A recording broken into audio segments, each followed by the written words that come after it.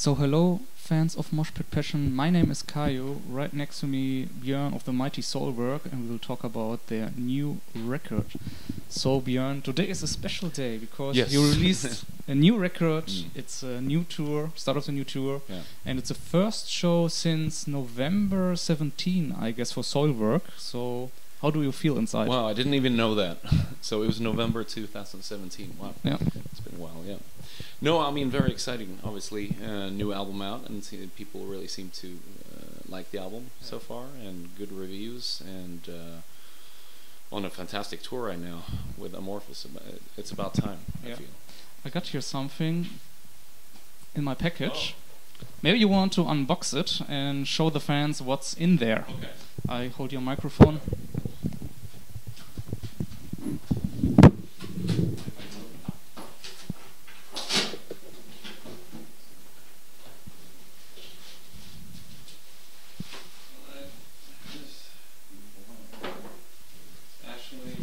First time I'm actually seeing, well, I've seen the cover, obviously, the vinyl, but I haven't opened it yet, so this is just that's exciting for me. Yeah.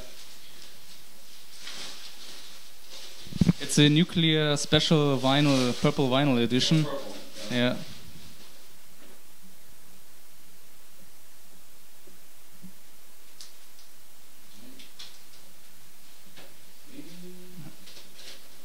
Like Christmas in January again. Yep.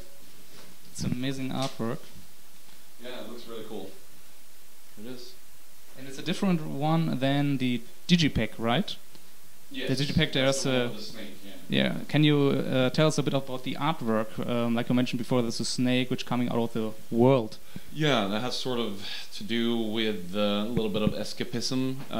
The lyrical theme running through the album is very much about facing reality, but also finding ways to escape it. Yeah. So that's the symbol right there. So yeah. So I guess a pretty common question in these days is about your record title. It's a Swedish word for reality. Yes. Maybe you can say it. How do you say it in Swedish? I would pronounce it Verkligheten. I think you have the same word. Wirklichkeit? Yeah. Right. And I saw on the record there's also an EP, the Underworld EP, right? Yeah. Is it bonus tracks, or is it also maybe like a different record which you put on as a special edition? There are some bonus tracks from the recording sessions of Verkligheten, and also some other versions of the songs on the album. So it's pretty cool. Like I mentioned before, the record theme is about escaping reality or talking about reality. But what is for you reality? What means that for you? For example, the movie Matrix, you know, it's also about reality and what is reality. So maybe, how would you explain it? I think we have all our own realities, you know, that's what it is in the end. But I mean, I just turned 40, and I've sort of realized that I have to face reality more than ever. You know, it was easier to escape reality when you were 25, but then again, you know, you're facing reality, but you also need to sort of invent new ways to escape it. And I think, you know, obviously music is a great tool. You know. How would you describe your second band, the Night Flight Orchestra? Is it another reality, or is it escaping reality of Soilwork? I don't know. I mean, it's such a, you know, I feel like I have the best of both worlds. I mean, it's totally different musical expressions, and I think it's something that I wanted to do for a very long time. So I feel very balanced. So I think both bands are sort of, you know, my escape in a way. I want to talk a bit about the songwriting process. Like I mentioned before, you have a second band with David. And when do you know, when you're writing a song, all right, that's a Soilwork song and that's a Night Flight Orchestra song? One example is Max Cavalera.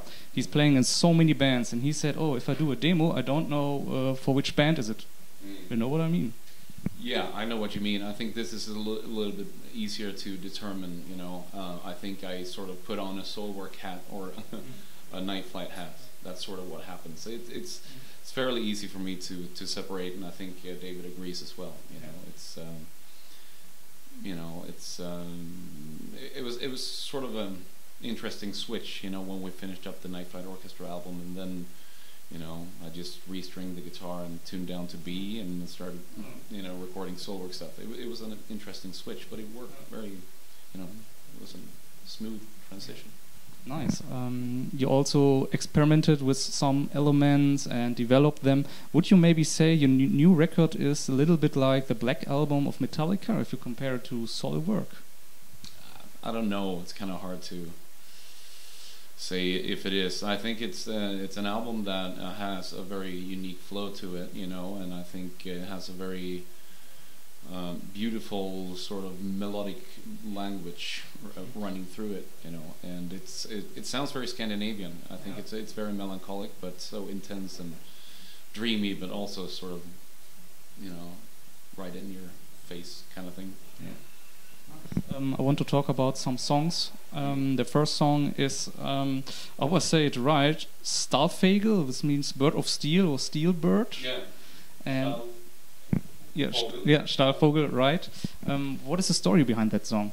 Oh, David wrote that song, and it's just about basically feeling like you're sort of levitating. And I think it's probably better if you ask him. He's obviously not here right now, but it's a really cool song, and I think it's a song that definitely sticks out, you know, for Soilwork. But it's super catchy and so huge, you know.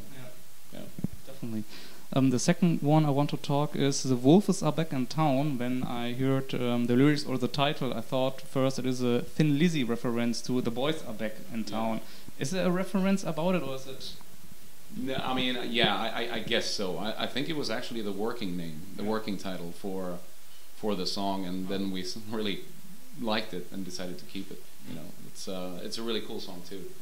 That's one of my faves. And the last song I want to talk about is the cooperation with Amorphous singer Tony, Needles and Kin. I guess you have a deep story together. Maybe you can explain us your relationship. Well, I don't know if we have a deep story. I mean, we've you know, we've met before, obviously, but we never really toured that much, or at least it was a long time ago. And you know, they're really cool people, and I really think Tommy is an absolute master, you know, with growl vocals and a beautiful, clean voice as well. And I guess I got inspired by the fact that we're going to be touring companions, you know, and decided to ask him because I felt there was something missing in the song. And I mean, I can do growls too, but it's Tommy's has a very you know, distinctive sort of sound, you know. So yeah, my last question is, our magazine is called Moshpit Passion, and do you have maybe an own moshpit experience where you went into back in your teenager years and you have a cool story to tell? You moshed when Metallica played live, something like that? I do remember one time, this was our first North American tour together with Hypocrisy, and we played Dallas, and I don't know. It was. I'd never seen such a violent mosh pit, you know. So that was sort of a crazy experience, you know, coming to the States for the first time, you know. And so I was watching Hypocrisy from the crowd, and I decided to get in there somehow. I don't know what happened, but I just decided to go in there, and then there was this girl who just like slammed me in the face. Like it's like, whoa, what is this? It's like. So it's extremely violent and pretty shocking, you know. So yeah. So yeah, nice. Thank you very much for the time and for the interview. Maybe you want to share some kind of last words to your fans, to our viewers. You can do it now. Well, thanks for being so loyal through the years, and make sure you pick up the new album. It's fantastic. You're gonna love it. Thank you very much. Bye.